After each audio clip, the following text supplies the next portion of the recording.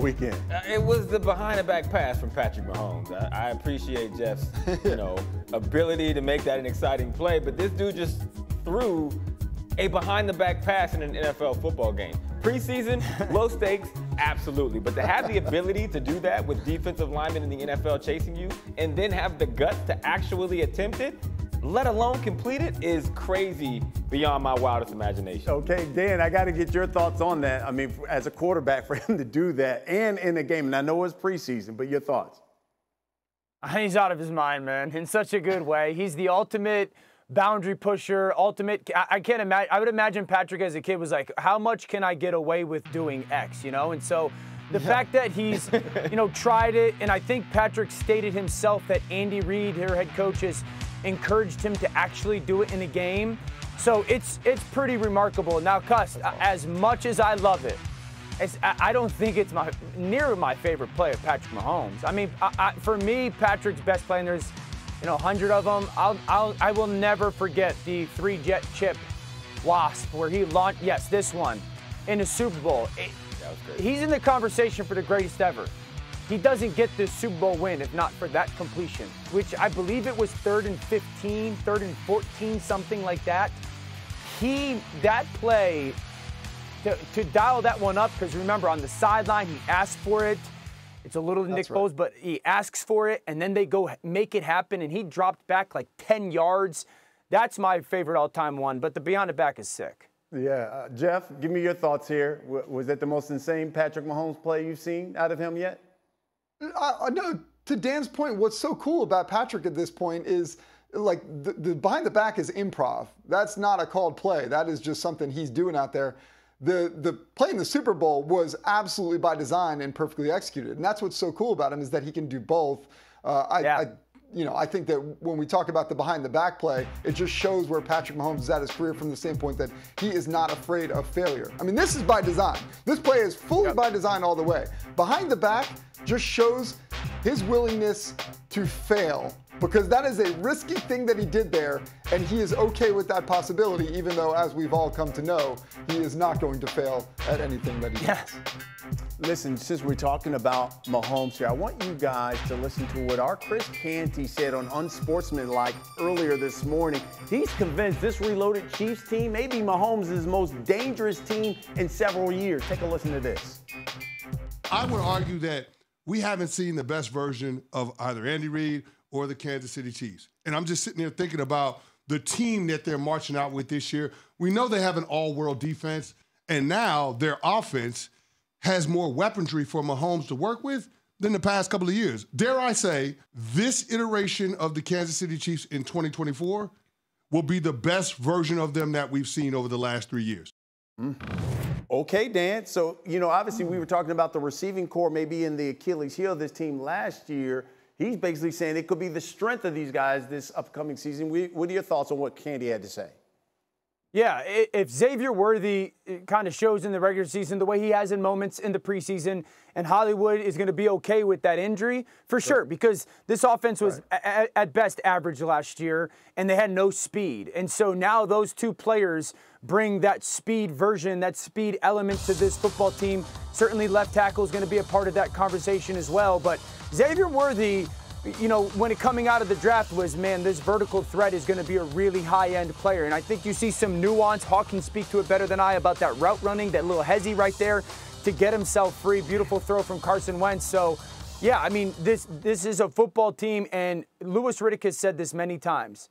Brett Veach, who's their general manager, really has done almost an improbable job of building this roster through the draft.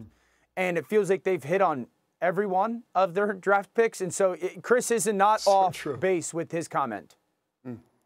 The beautiful part about what you get with Patrick Mahomes and building what this wide receiver room or the weapons look like is that you are not trying to draft the next, CeeDee Lamb, the do-it-all wide receiver, because they don't need it. It's very clear what they need. They need levels on their wide receiver course. So when you look at Xavier Worthy and what he brings to the table, he gives you that true deep threat, which he's not going to have to do too much.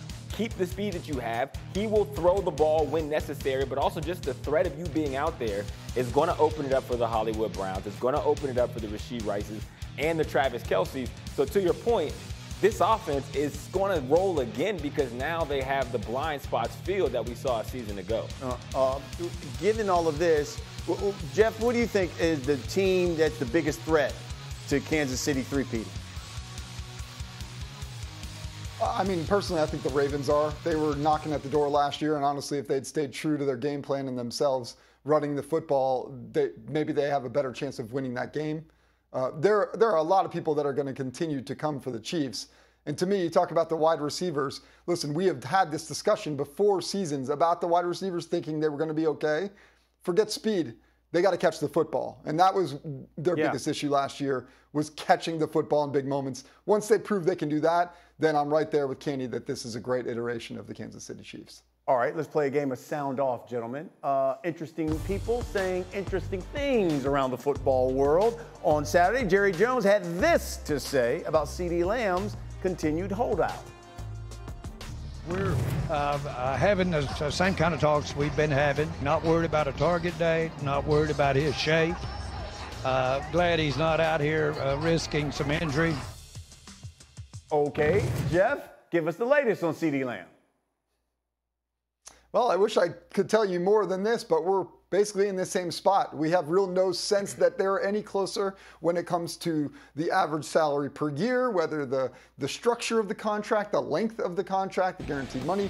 It doesn't feel like the sides are to the point where we have any kind of true framework. It's outside of the playoffs right now. I've said I think that they're the 8th best team in the conference, and because of the unknowns, because of the question marks that I have attached to this football team. The CeeDee Lamb part of the equation. When does he get signed? And what version do we get specifically early on in the season with CeeDee Lamb? How healthy does he? How reliant and productive is he going to be? Now, I've had questions about the left tackle and center position. Both Guyton and Beebe are the rookies they drafted. They seem like less questions than they were 3 weeks ago. Their preseason tape has been pretty darn impressive, and people who value and really understand the offensive line play have spoken glowingly about both of those players. So that gives me a little bit more comfort in regards to that. What's Trayvon going to be? Coming off of that ACL injury, is the Trayvon who's the best ball-hawking corner in football, or certainly in one of those conversations? How's that defensive line hold up versus the run, inside linebacker as well? So there's still questions for me that I want to see this team into October show. All right, let's talk about what the Falcons and their head coach, Raheem Morris, had to say about resting their first-round pick and quarterback Michael Penix for the rest of the preseason. Listen to this. I feel really good where we're at with Michael. We feel really good where we're at with the other guys that we set, and we treated that the same way. But Mike showed us last week enough that we don't have to play him in the preseason. 2 games, and they just said, we're resting him. You won't need to see anymore. What do you think, Hawk? Look, I think Raheem Morris is a brilliant coach. I do not understand this move. For a rookie quarterback who is a first-round pick that you may need, your number one option in Kirk Cousins is coming off an Achilles tear, and he's 35-plus years old. I think the more reps you give Michael Penix, the better. Now, I get that he looked great, and I feel like it has something to do with them not maybe wanting a public to have a quarterback controversy and that be the topic of conversation. But there is no version for me, even with the risk associated with anybody playing, potentially getting hurt. I still think it mitigates the risk of having a quarterback who is not ready to play and has not seen enough NFL defenses to be effective if the worst-case scenario occurs. Dano, your thoughts on the reasoning behind this?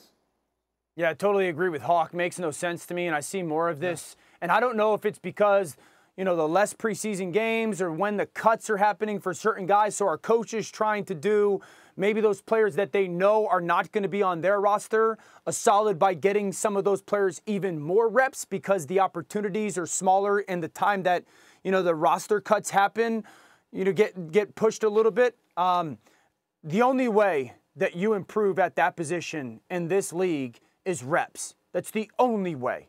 Okay, so I think every young quarterback needs to play as much as possible. Second of all, the best quarterback in the game just played for like 2 quarters this past weekend. That tells me everything. I got a ton of respect for Atlanta. I think they've had an unbelievable season. I love Raheem. Michael Penix should be getting as many reps as humanly possible in the preseason. Jeff, final word. I don't understand it either. I mean, you can justify drafting Michael Penix, in my opinion, despite the fact there was an outcry when they decided to do that because of Kirk Cousins. But the explanation still felt weird and disjointed. And I'm with both of these guys. Raheem Morris is everything that you want in a head coach. I love the guy, but it just feels a little bit weird.